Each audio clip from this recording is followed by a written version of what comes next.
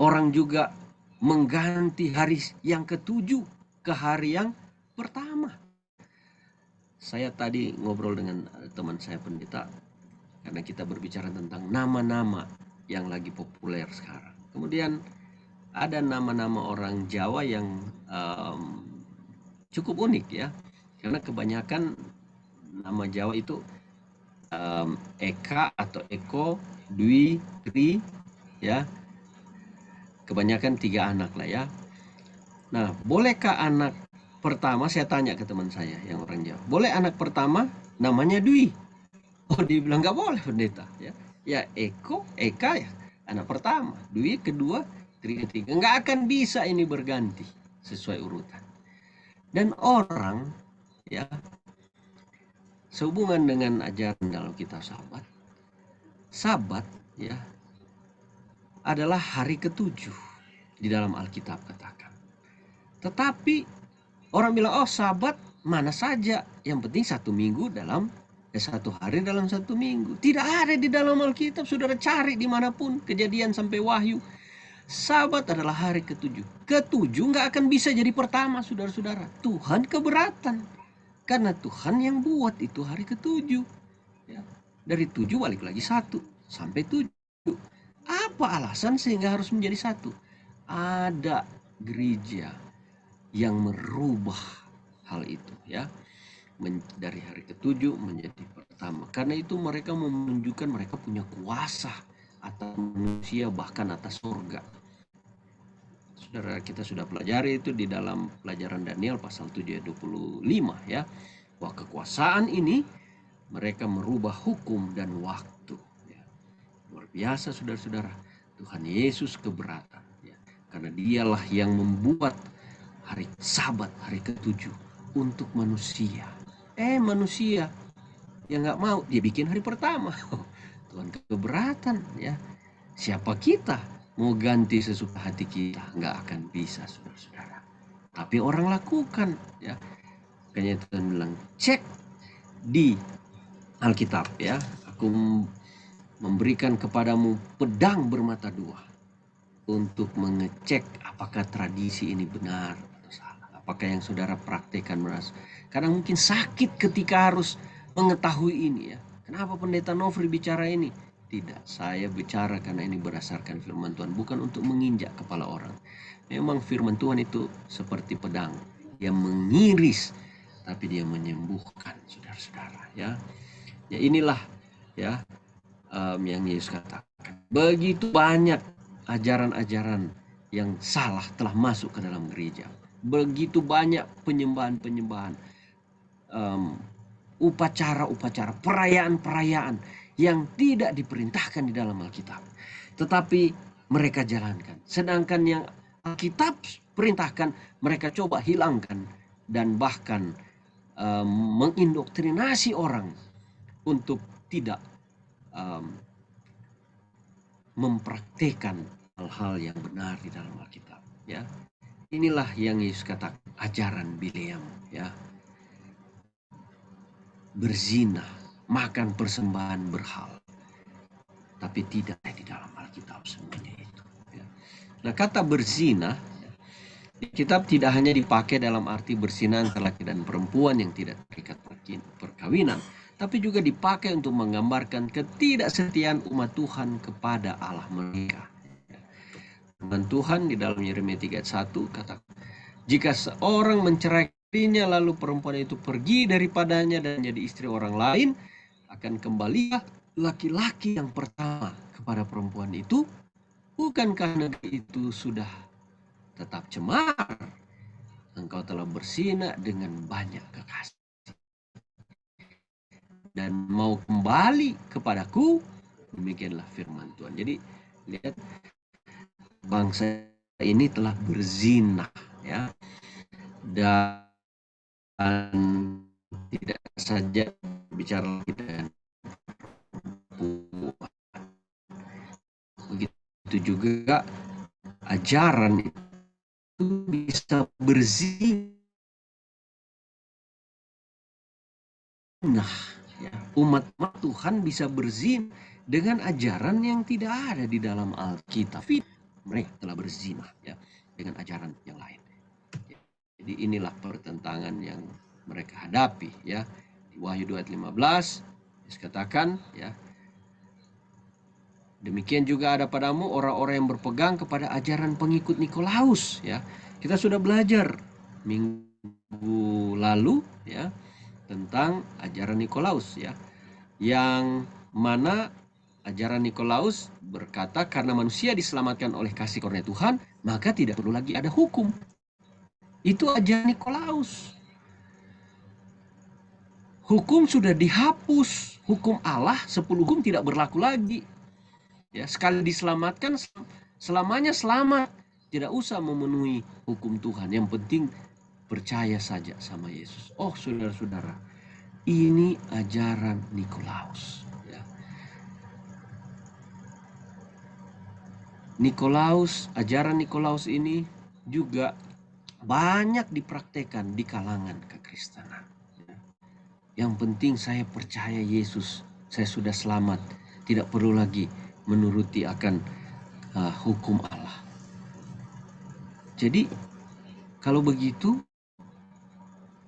tidak ada lagi hukum Allah, sesuai dengan keinginan kita masing-masing. Apa standar hidup kita, apa standar dosa dan tidak ada lagi, saudara-saudara. Seakan-akan keselamatan itu mengexcuse kita untuk berbuat dosa. Yang penting sudah selamat ya. Dan itu bahaya, saudara-saudara. Saya bisa berzina dengan siapa saja, yang penting kan nanti saya minta maaf sama Tuhan. Saya mencuri dulu lah uang jemaat, uang persembahan, mencuri milik orang, nanti saya minta maaf.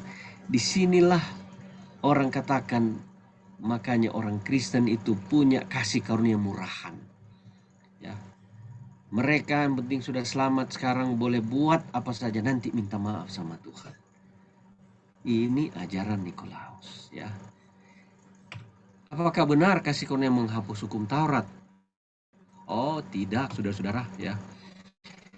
Karena di sini jelas Yesus menegur jemaat Pergamus. Aku mempunyai beberapa keberatan terhadap engkau. Kenapa? Karena antara mereka telah kemasukan orang-orang pengikut Nikolaus ini. Yesus sangat keberatan, benci dengan ajaran ini. Menjadikan keselamatan, pengorbanan Yesus di atas kayu salib itu karena dosa kita begitu menjadi murahan. Yesus memberikan gratis, tapi bukan berarti murahan. Itu tidak dapat dibayar. Kalau kita jadikan murahan, ya, Yesus mati karena dosa kita. Setelah kita menerima Yesus, kita terus berbuat dosa, ya, karena tidak ada hukum Allah lagi. Padahal 1 Yohanes 3 ayat 4 katakan apa? Dosa adalah pelanggaran hukum Allah. Ini yang Yesus keberatan. Setan pintar menipu banyak orang. Kalau di zaman jemaat Efesus, golongan Nikolaus ini ditentang. Tetapi di zaman jemaat Pergamus, ajaran ini berhasil menginfiltrasi masuk, mempolusi jemaat Kristus. Dan demi mendahulukan perdamaian, ketentraman, dan keutuhan di dalam jemaat, maka kompromi dengan ajaran yang salah pun dibuka. Tapi itu tidak sesuai dengan kehendak Tuhan, saudara-saudara. Jadi banyak orang tidak berani berdiri pada kebenaran. Mereka, supaya damai-damailah, nyaman-nyaman saja, saudara-saudara. Inilah jemaat Pergamus ini, ya. Itulah sebabnya Yesus keberatan, ya, karena mereka menerima ajaran Bileam dan apa? Nikolaus di dalam jemaat, ya. Tuhan menegur, ya, jemaat ini, dan jemaat ini tidak lagi murni dan tidak benar. Jemaat ini juga sampai pada zaman ini yang sudah kehilangan kemurniannya, saudara-saudara. Inilah pertentangan yang mereka hadapi, ya. Pertama kita lihat profil tentang Yesus yang memakai pedang yang tajam bermata dua. Kemudian kualitas yang dimiliki adalah berpegang pada nama Tuhan, tidak menyangkal iman kepada Tuhan, tapi yang mereka hadapi pertentangan adalah menderita mengenai itu dan tercemar oleh ajaran-ajaran sesat, ajaran Bileam dan Nikolaus. Kemudian nasihat kepada jemaat ini, Wahyu 2 ayat 16. Sebab itu bertobatlah, jika tidak demikian aku akan segera datang kepadamu dan aku akan memerangi mereka dengan pedang yang di mulutku ini. Saudara, ini seruan Yesus supaya mereka bertobat. Dan dia sebutkan konsekuensinya kalau mereka tidak bertobat. Ya. Inilah jemaat pertama yang mendapat teguran yang sangat keras dari Kristus. Bertobatlah. Ya. Berarti di mata Kristus mereka sudah sesat. Mereka tersesat dan mereka harus bertobat dari dosa mereka. Inilah arti bertobat.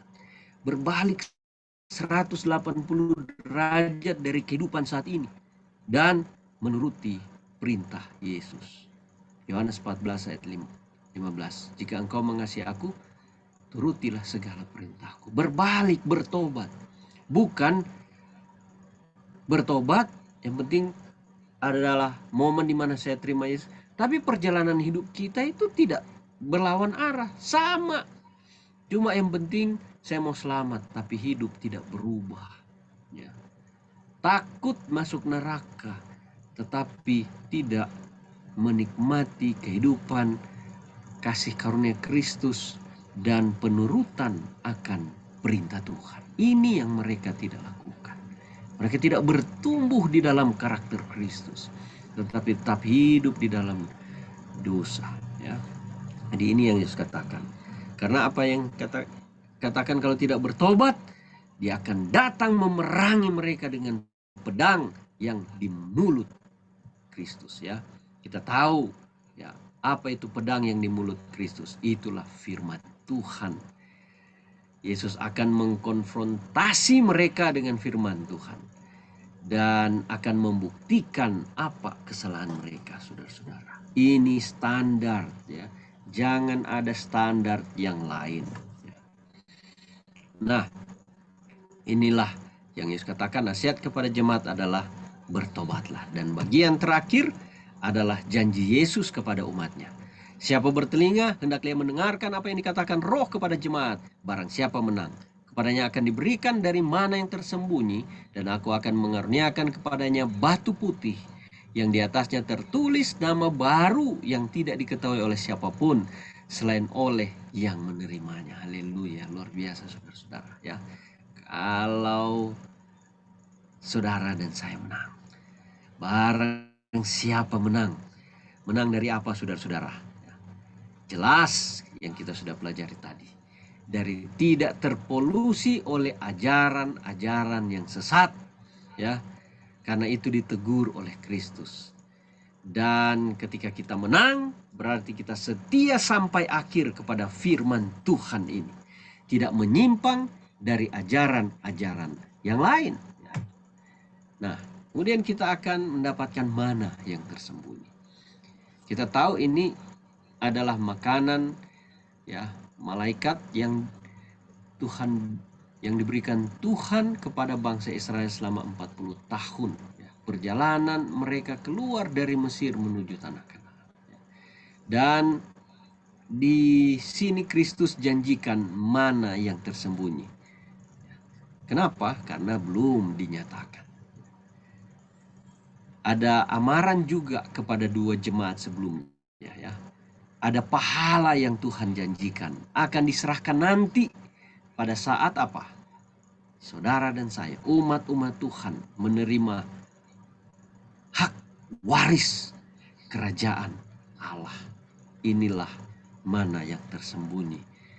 Kemudian kita akan, ya, dikaruniakan batu putih, ya. Dan di atas batu itu ada tertulis nama yang baru yang tidak diketahui oleh siapapun, ya, selain oleh yang menerimanya. Nah, batu putih ini melambangkan apa? Putih kesucian, ya. Berarti yang menerima ini adalah orang yang mempertahankan kesucian mereka sampai akhir hayat mereka, sampai Yesus datang, tidak terpolusi oleh segala ajaran sesat tadi, sehingga orang-orang ini akan dikaruniakan batu yang putih yang melambangkan kesucian mereka, ya. Dan Tuhan juga katakan bahwa setiap orang adalah unik bagi Tuhan, ya. Saudara diciptakan dari hati pikiran Allah. Saudara dirancang sebelum saudara berada di dalam kandungan. Saudara adalah pemenang sebelum saudara, ya, berada menjadi janin. Saudara pemenang dari miliaran sel yang lain. Saudara dipilih Tuhan. Saudara istimewa.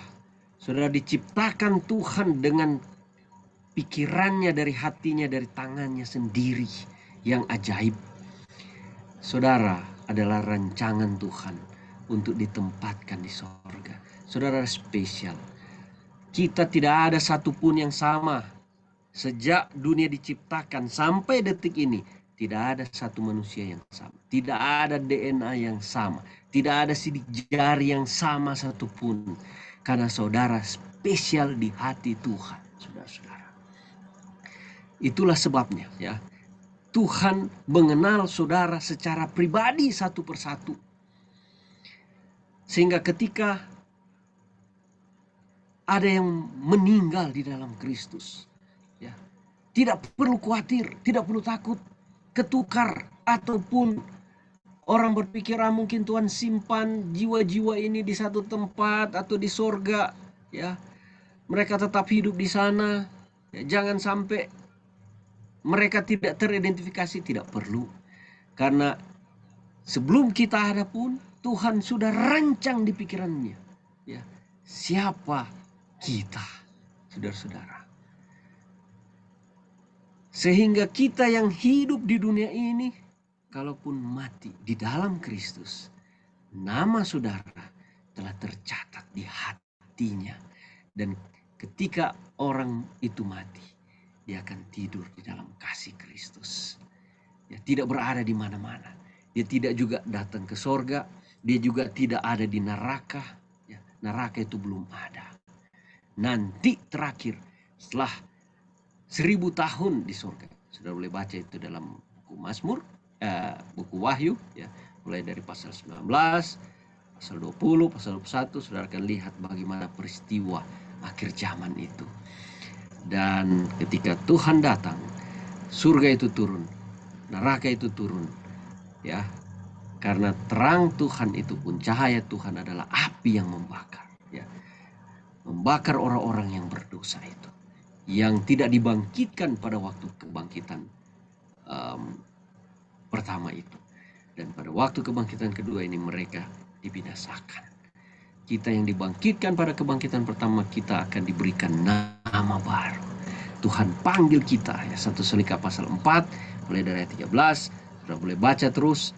Di sana Tuhan memberikan kita pengharapan, ya, bagi orang-orang yang setia kepada Tuhan.